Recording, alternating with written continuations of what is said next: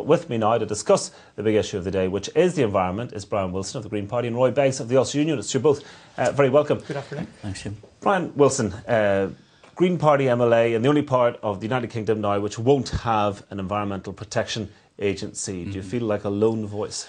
Yeah, it's very sad actually, but not surprising. I think the Minister's basically caved in to the vested interests, perhaps the farmers and building constructors. I mean, the case for an environment protection agency is overwhelming. As you say, there is a similar body throughout these islands. There's also supported by 5 assembly parties. It's all the non-government organisations in environment, all supported. But the Minister seems to have reneged.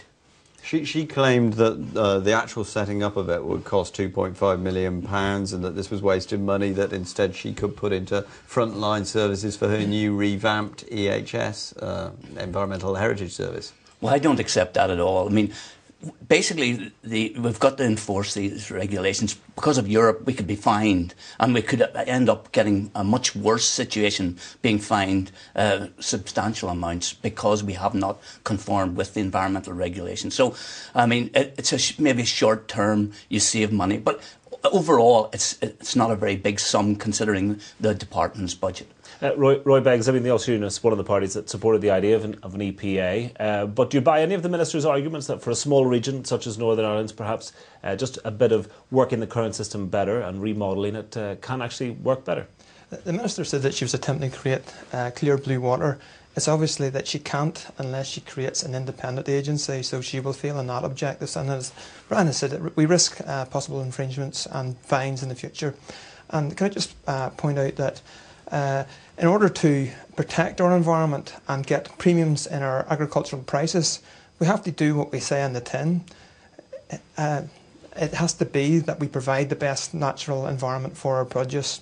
If we're using the slogan "it's in our nature," we should be providing backup to ensure that we are seen to provide the best possible environment for our produce. And yet, though, the Ulster Farmers Union have been opposed to an EPA, and they should know something about what their members want. Obviously, everyone is concerned whenever there's change in any area of life, and no doubt they are concerned of what that change could bring. But I think to keep things as they are, you'll find that the Ulster Farmers Union members are not very complimentary of what we do have at the present. I'm aware in a farm diversification scheme, an EHS officer was preventing planning permission for a fishing lake extension when eventually, after being pressed and on good environmental reasons, had to cave in when he acknowledged that within a couple of years the site would regenerate. In fact, you would have a better environment for the natural species at that occasion. Sometimes existing officers can be unreasonable, and it's to ensure that we deliver an efficient service and a reasonable decision-making process.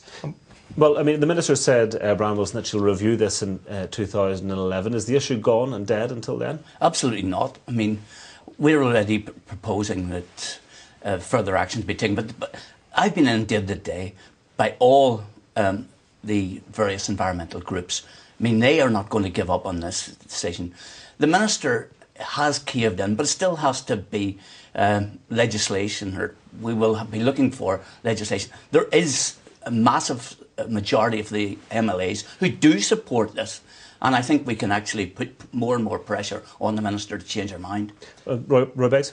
I think the Minister's Regulatory Board, there's no environmental voice there. It's purely the business sector. I mean, there has to be balance to all of this.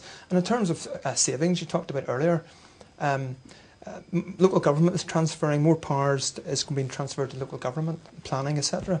If they actually transferred EHS as well to an independent body, you can save the money from a whole department. OK, well, it's clear there is more to look at, and no doubt you'll be keeping on top of the Minister on this one. So thank you both for joining us today.